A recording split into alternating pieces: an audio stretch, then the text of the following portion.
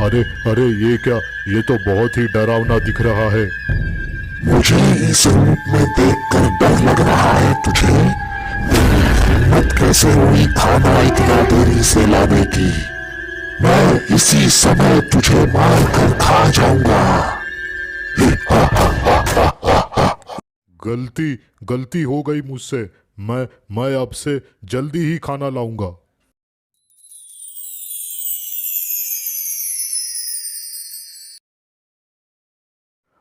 हर हर महादेव।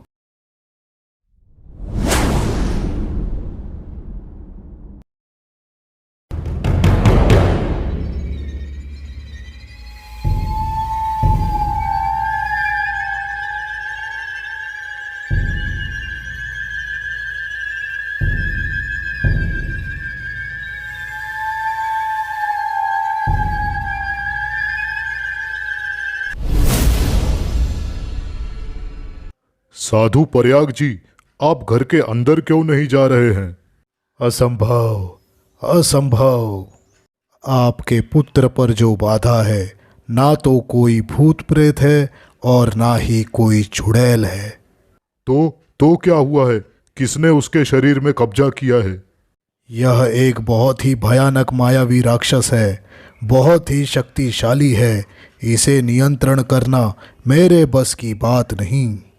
तो मैं अपने बेटे को कैसे बचा सकता हूँ? यह बात सिर्फ तुम्हारे बेटे को बचाने की नहीं है, इस राक्षस का भी अंत करना होगा।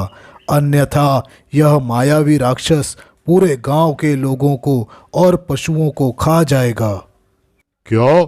सारे गांव वालों को और पशुओं को खा जाएगा? तो क्या साधु बाबा, कुछ उपाय है भी या नहीं? यह कार्य केवल चंद्रशेखर ऋषि ही कर सकते हैं। हाँ, तो वे कहाँ पर हैं? उन्हें अभी बुलाना होगा। उन्हें बुला नहीं सकते तुम लोग। यदि तुम लोगों को प्राण बचाना है तो गांव के सारे लोगों को आज ही गांव छोड़कर वहां उनके पास जाना होगा। वे दिखते कैसे हैं? क्या वे हमारी सहायता करेंगे? ऋषि चंद्रशेखर अपनी बहुत ही कम आयु में ही कठिन से कठिन तप किए हैं। ऋषि चंद्रशेखर 12 वर्षों तक अपने एक पांव पर खड़े होकर महादेव की कठिन तपस्या करने लगे।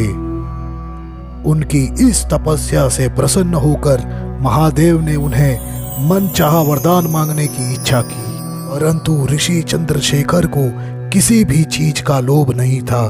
अतः ऋषि चंद्रशेखर प्रसन्नता पूर्वक महादेव से वरदान में सदैव महादेव की सेवा करने और इस कलयुग में अपनी इच्छा से किसी भी संकट को समाप्त करने का वरदान मांग लिया। ऋषि चंद्रशेखर के इस इच्छा से प्रसन्न होकर महादेव ने उन्हें वरदान तो दिया ही, साथ में भविष्य में यदि कभी किसी महासंकट या उनके क्षेत्र में राक्षसों, भूत पिशाचों का आक्रमण हो तो उन असुरी शक्तियों का अंत करने के लिए महादेव ने ऋषि चंद्रशेखर को एक दिव्य अस्त्र भी दिया है। ये तो बहुत अच्छी बात है, पर वे मिलेंगे कहाँ पर? ऋषि चंद्रशेखर इस समय यहाँ से कुछ ही दूरी पर स्थित वृदांत पर्वत के पीछे वाले वन में रुके हुए हैं। वहीं वे महादेव की पूजा पाठ कर रहे हैं। आप लोग गांव वालों से कहिए, आज सूर्यास्त से पूर्व ही गांव छोड़कर आप लोगों को ऋषि चंद्रशेखर के पास जाना होगा। पर साधु प्रयाग जी, 2 दिन बाद महाशिवरात्रि है। हम गांव छोड़कर वहां चले गए तो महाशिवरात्रि पर्व मनाएंगे कैसे? महाशिवरात्रि का पर्व आप सभी धूमधाम से मना पाएंगे, किंतु रात के समय इस राक्षस की शक्ति बहुत ही ज़्यादा बढ़ जाती है, जिससे कि यह क्रूर रूप लेकर गांव वालों को अपना आहार बना लेगा। इसलिए तुम लोगों को जाना ही होगा। हम सारे लोग चले गए तो मेरा बेटा मोंटू, उसका क्या होगा? मुखिया जी, गांव के सारे लोग जाएंगे, केवल आपको छोड़कर। क्या? मैं अगर अकेला ही यहाँ रुक गया तो वह राक्षस मुझे ही खा लेगा। तुम्हें वह राक्षस कुछ नहीं करेगा मुखिया जी, क्योंकि तुम ही भोजन पकाकर उसे खिला रहे हो। बस कल रात को तुम्हें वहाँ उसे मृडांत पहाड़ के पीछे ऋषि चंद्रशेखर के पास किसी तरह लाना होगा। यह समय घबराने का नहीं है। मुखिया जी, अपने पुत्र की रक्षा के लिए आपको साहसी बनना ही होगा। हाँ हाँ साधु प्रयाग जी, मैं साहसी बनूंगा।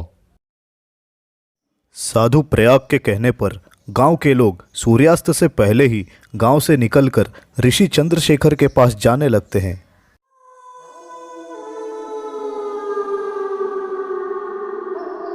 मुझे किसी तरह से आज रात इस राक्षस को रोकना ही होगा, जब तक कि गांव के सारे लोग ऋषि चंद्रशेखर तक पहुंच नहीं जाते। अच्छा हुआ मेरी पत्नी को भी जबरदस्ती गांव के लोगों के साथ भेज दिया। मुखिया, कहाँ है रे? है मुखिया? अरे बाप रे, ये राक्षस मुझे क्यों बुला रहा है? जाकर देखता हूं।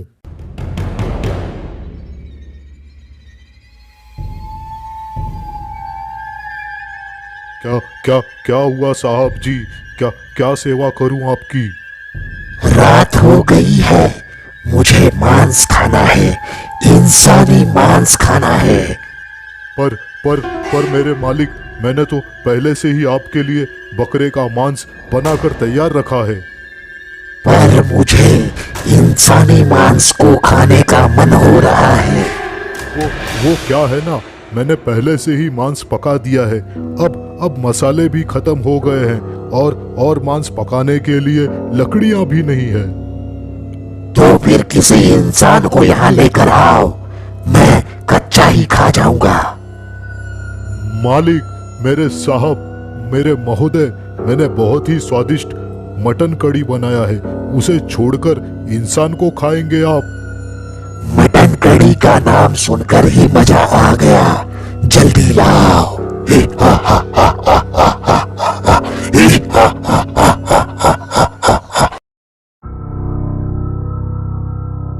क्या बात है?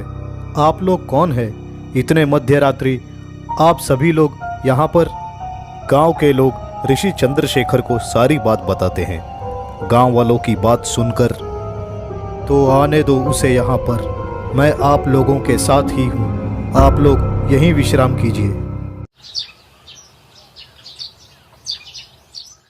हे भगवान, हे भोलेनाथ, कल की रात तो किसी तरह से बीत गई, पर आज रात का डर सता रहा है मुझे। पूरा दिन बीत जाता है, रात होते ही मुखिया काफी घबराने लगता है। मुखिया, हे मुखिया। अरे बाप रे, ये फिर से बुला रहा है मुझे। अब क्या होगा? क्या हुआ मेरे मालिक? जल्दी से किसी इंसान को यहाँ लेकर आओ, मुझे भूख लगी है। मालिक, गांव में कोई नहीं है, सारे लोग मृडांत पहाड़ के पीछे गए हैं। क्या? मुझे पहले क्यों नहीं बताया? मैं तुझे ही खा जाऊंगा। नहीं मालिक, आप अगर मुझे खा जाएंगे तो आपको खाना कौन पका कर खिलाएगा? चल, मुझे उस जगह पर लेकर चल जहाँ सारे इंसान गए हैं। हाँ, अभी लेकर चलता हूँ।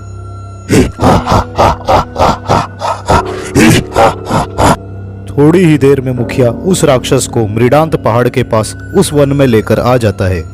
राक्षस आ गया। इंसान ही इंसान, मजा आ गया, पेट भर कर खाऊंगा आज तो मैं। हे मायावी राक्षस, ये सारे गांव के लोग अब मेरी सुरक्षा में है, तू इनका कुछ नहीं कर सकता। ओह, तो तू रक्षक बना बैठा है, एक मामूली सा साधु।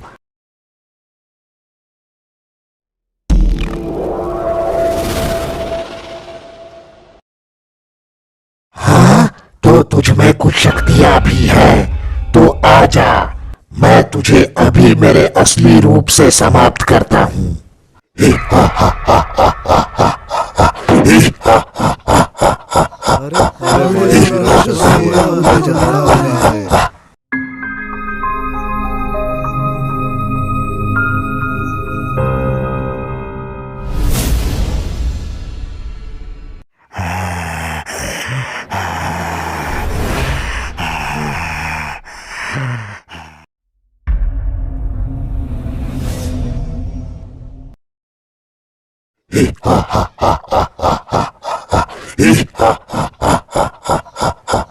ही हा हा।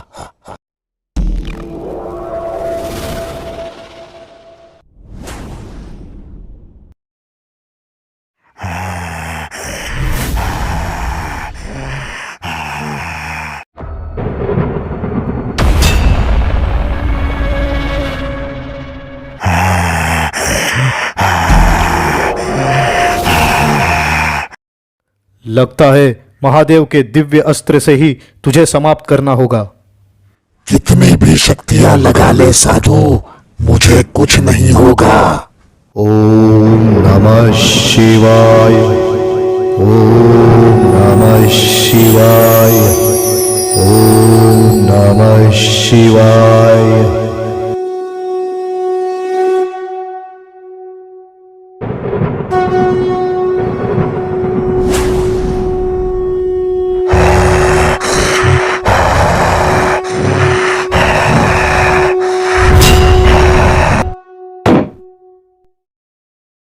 आप सभी गांव वाले अब सुरक्षित हैं। हे ऋषि, आपने मेरे बच्चे को और गांव वालों को बचाकर हम पर बहुत बड़ा उपकार किया है। आपकी सदा जय जयकार हो। आज तो महाशिवरात्रि भी है। हाँ, आप सभी गांव वाले आज यहाँ मेरे साथ मिलकर महाशिवरात्रि धूमधाम से मनाएंगे और भोले बाबा के महाप्रसाद का लाभ भी लेंगे।